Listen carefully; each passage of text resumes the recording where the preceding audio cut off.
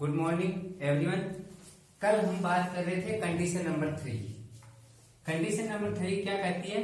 जब घड़ी की दोनों सुइयां एक दूसरे के विपरीत हो, यानी थीटा बराबर कितना डिग्री होता है? 180 डिग्री। अब मैंने कल क्या बताया था? फॉर्मूला बताया था आपको। थीटा यानी जो बाद की मिनट कैसे निकालते हैं, 2/11 गुना 30 टी प्लस माइनस थीटा, ऐसा होता है। और थीटा बराबर यहाँ कितना होना चाहिए? 180 डिग्री। थीटा बराबर क्या होना चाहिए? 180 डिग्री। तो 2/11 30 टी प्लस माइनस 180। अब तुम्हें पता है, देखो, क्योंकि यहाँ अपन प्लस थीटा बराबर क्या लेंगे? प्लस का चिन्ह लेंगे। माइनस का चिन्ह तो इसलिए नहीं लेंगे क्योंकि घड़ी की सुइयां एक घंटे में सिर्फ एक ही बार विपरीत होती है, ठीक है। इसलिए 2/11 30 प्लस का 180 डिग्री इस फॉर्मूले में रख सकते हैं। दूसरा मैं आपको शॉर्ट तरीका बता देता हूं। शॉर्ट तरीका क्या कहता है?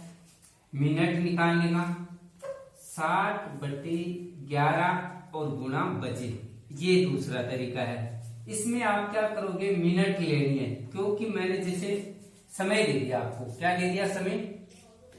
समय दे दिया 8 और 9 के बीच। कौन सा समय?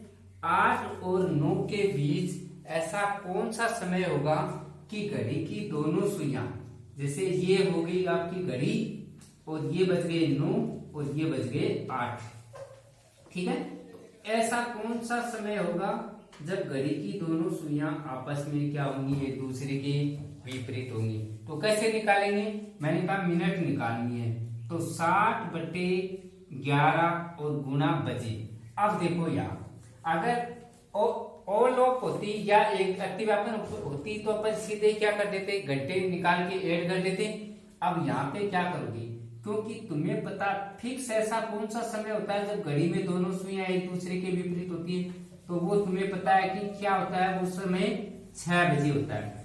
क्योंकि घड़ी के अंदर 6 ऐसा समय होता है जब घड़ी की दोनों सुइयां एक दूसरे के क्या होती है? फिक्स में विपरीत हो जाती है। तो हम क्या करते हैं? यहाँ बेस क्या ले लो? 6 ले लो।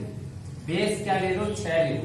और 6 के बाद में जो प्रारंभिक समय होता है वहां तक इसको काउंट कर लो और उसको बजे में यहाँ वैल्यू रख दो।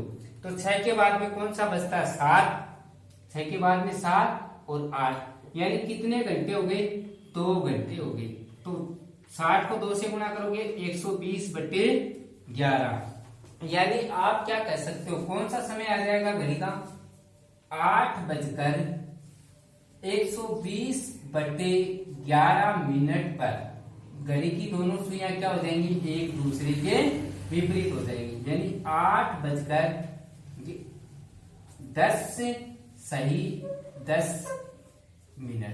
यानी क्या कहेंगे? 8:10 × 10/11 पर घड़ी की दोनों सुइयां क्या हो जाएंगी? एक दूसरे के विपरीत हो जाएगी।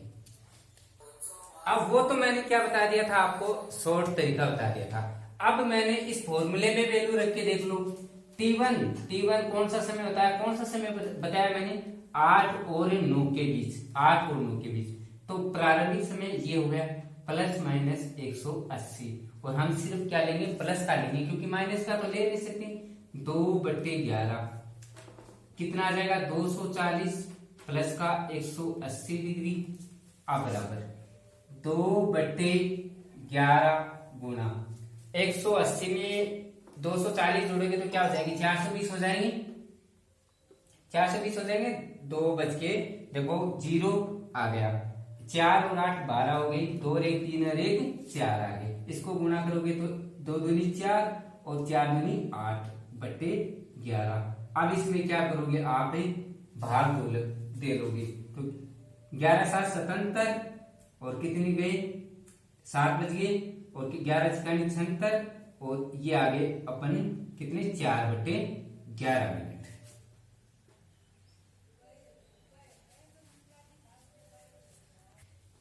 अब देखो, अपने घड़ी की तीनों कंडीशन देख ली, एंगल निकालना भी बता दिया। आज अपन ज्ञात करेंगे पेंडुलम घड़ी के बारे में। आप सबको पता है पेंडुलम घड़ी क्या करती है? पेंडुलम घड़ी में वही क्या होता है? समय दर्शाती है, और उसमें एक क्या रहता है? घंटा सा रहता है।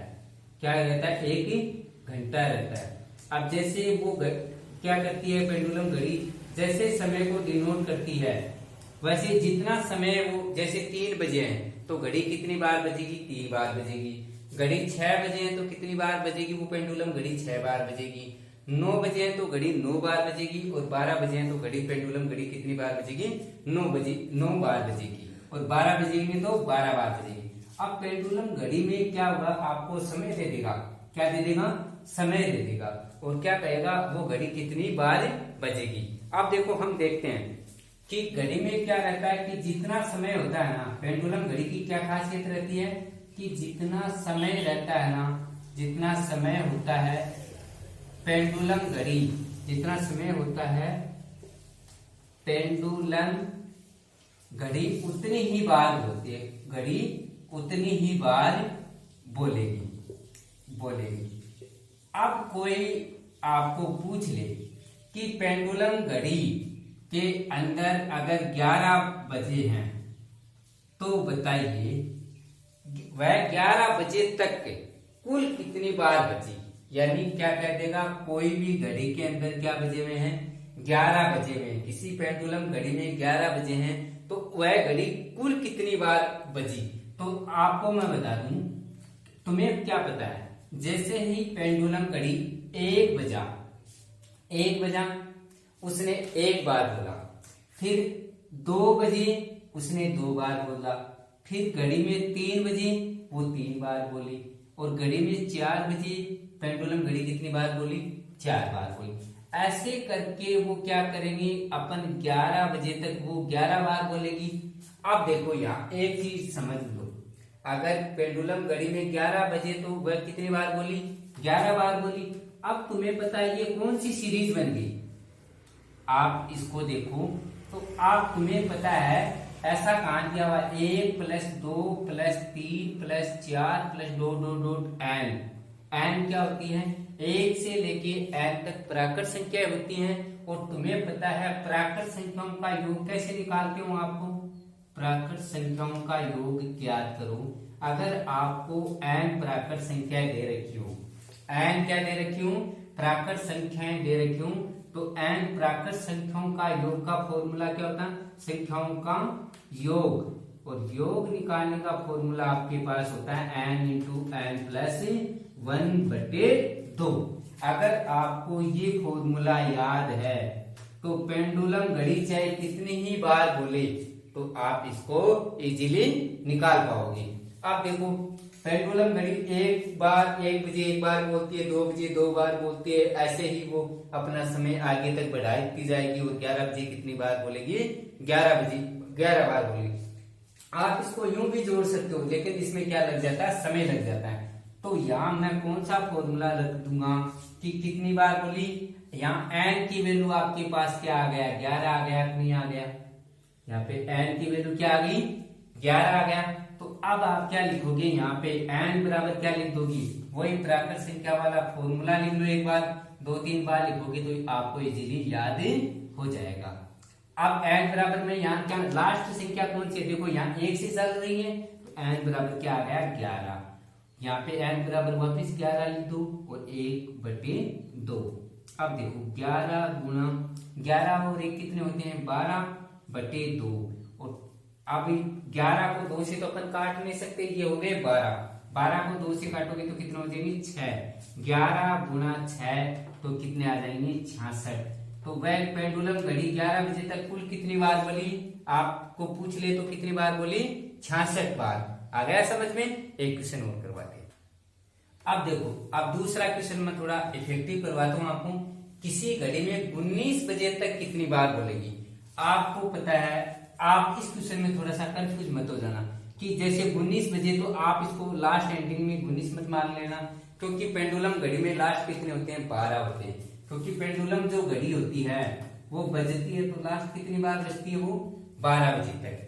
तो आप इसको कैसे करोगे, ये क्वेश्चन थोड़ा दिमाग लगाने लायक है, क्योंकि पेंडुलम घड़ी में देखो 1 बजे 1 बार बोलेगी, फिर 2 बजे 2 बार बोल जाएगी, 3 बजे 3 बार बोलेगी, और ऐसे करते करते क्या हो जाएगी, 12 बजे 12 बार बोल जाएगी। अब तुम्हें पता है यहाँ कितना दिया हुआ है, 19 दिया हुआ है, तो आप इसको ऐसे मत लिख लेना, 1 बजे एक बार बोली, 2 बजे 2 बार बोली, 19 बजे 19 बार बोलेगी, 18 बजे 18 बार, क्योंकि लास्ट में तुम्हें क्या पता है कि जो भी पेंडुलम घड़ी होती है उसमें लास्ट में कितने बजते हैं, 12, और 12 बजे तक वो 12 बार बोलती है। उसके बाद में जैसे ही 12 बजेगी वापिस पेंडुलम घड़ी में 1 बजेगा, एक बार बोलेगी, 2 बजे 2 बार बोलेगी, और ऐसे करते करते करते क्या हो जाएगा, क्योंकि 12 में 7 जोड़ देते हैं तो क्या होते हैं, 19 कब होते हैं घड़ी में, 19 कब बजेंगी, 12 प्लस 7 बजा तो 19 बज जाएंगे ना।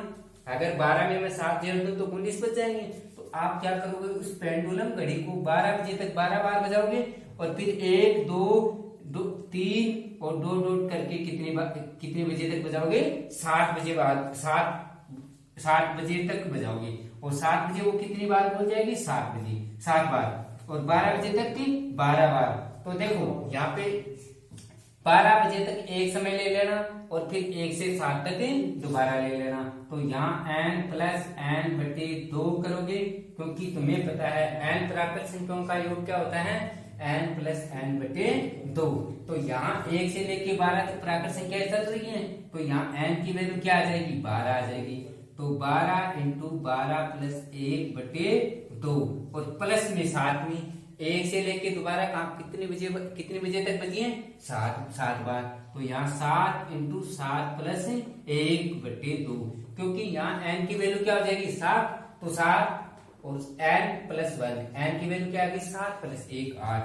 तो अब दोनों को जोड़ दो, 12 इंटू कितने हो गए, 13 बटे 2, प्लस का चिन्ह लगा दो, 7 इंटू 8 बटे 2, इसको काटोगे तो कितना आ जाएंगे, 4, इसको काटोगे तो कितने आ जाएंगे, 6। 13 को 6 से गुणा करोगे तो 78, और 7 को इसको गुणा करोगे तो 28। अब दोनों को ऐड कर दो, 8 8 कितने हो गए, 16, 7 2 9, 9 1 10। तो कुल कितनी बार बोलेगी, 106 बार। ये पूछा हुआ क्वेश्चन है, आ गया समझ में। पहले क्या करोगे, 12 बजे तक, और फिर 1 से लेके 7 बजे तक। तो मैं दोबारा एक और क्वेश्चन करवा देता हूँ आपको।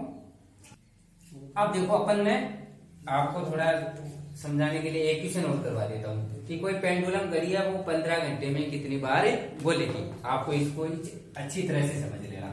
मैंने क्या कहा, 1 से लेके पहले मैं किसी भी घड़ी में लास्ट कितनी बजते हैं, 12 बजते हैं, तो 12 बजे तक वो कितनी बार बोल जाएगी, 1 बजे एक बार बोलेगी, 2 बजे 2 बार बोलेगी, 3 बजे 3 बार बोलेगी, और ऐसे करते करते करते वो 11 और ये 11 बजे 11 बार बोलेगी, और 12 बजे 12 बार। फिर कितने हैं, 15 बजे, तो 12 के बाद में फिर वापस 1 बजेगा, और तुम्हें पता है 12 प्लस 3 कितने होते हैं, 15। तो 15 घंटे में 1 2 3 और 2 डॉट ये हो गए, ये 3, ठीक है। तो ये टोटल कितने हो गए, 15 हो गए, इतनी हो गई। 12 घंटे तक 12 बार, और फिर 1 2 और 3 वापिस चले जाएंगे। अब वो क्वेश्चन यहाँ पे क्या कर सकते हैं अपन, n प्राकृत संख्याओं का योग। कौन सा फॉर्मूला लिखते हैं, n प्राकृत संख्याओं का योग तो इसको क्या लिखोगे, n प्राकृत संख्याओं का योग। तुम्हें पता है कौन सा फॉर्मूला लगता है, n इंटू n प्लस 1 बटे 2, n इंटू n प्लस 1 बटे 2। इस फॉर्मूले का यूज कर लो। n बराबर यहाँ क्या आएगा, 12, क्योंकि अंत में क्या है 12 प्लस का 1, इसको कोष्टक में रखना हमेशा, बट्टे में 2। फिर n बराबर यहाँ क्या लेंगे, 3, तो 3 इंटू 3 प्लस 1 बटे 2। 12 गुना 12 रे कितने होते हैं, 13 बटे 2 प्लस का 3 गुना 4 बटे 2। 2 से 2 कैंसिल हो जाएगा, और 12 से 6 12 को 2 से कैंसिल करोगे तो 6 आ जाएंगे। तो इसमें क्या आ गए, 6 गुना 13 हो गए, और यहाँ क्या बच गए, 3 गुना 2 बच गए। तो 13 को 6 से गुना करोगे 78, और 3 को 2 से गुना करोगे 6। तो टोटल कितनी बार आ जाएगी, 84 बार। तो वो पेंडुलम घड़ी टोटल कितनी बार बोलेगी, 15 घंटे में 84 बार। धन्यवाद। कल अपन जल दर्पण प्रतिबिंब वो कल करेंगे।